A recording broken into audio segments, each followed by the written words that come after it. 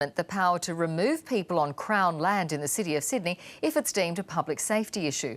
That means if the camp is still there at the end of the week, when the legislation is expected to pass, the police will clear the homeless out.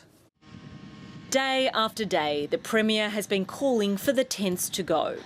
And now she's changing the law to make that happen. This is a course of action I wish I didn't have to take, but it's a course of action we have to take because to date the City of Sydney has not done what it had within its power to do. Under new legislation, the government would have the power to move people on and remove property if public safety was considered at risk. The police would enforce the new powers. Existing laws are not satisfactory and I was not prepared to use those existing laws. The new law would only apply to the City of Sydney. We're still unclear on what this legislation will do and how it will increase police powers. The council remains committed to the deal it brokered yesterday with those camped in Martin Place. They've agreed to move in return for a designated safe space. We can have that space up and running by the end of the week.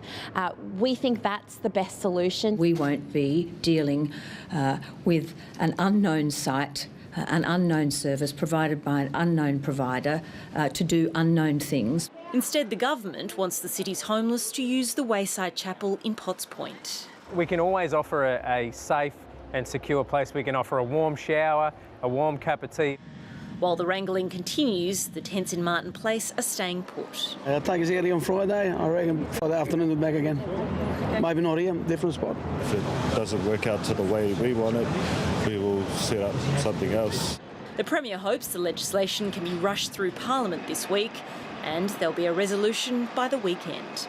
Ashley Raper, ABC.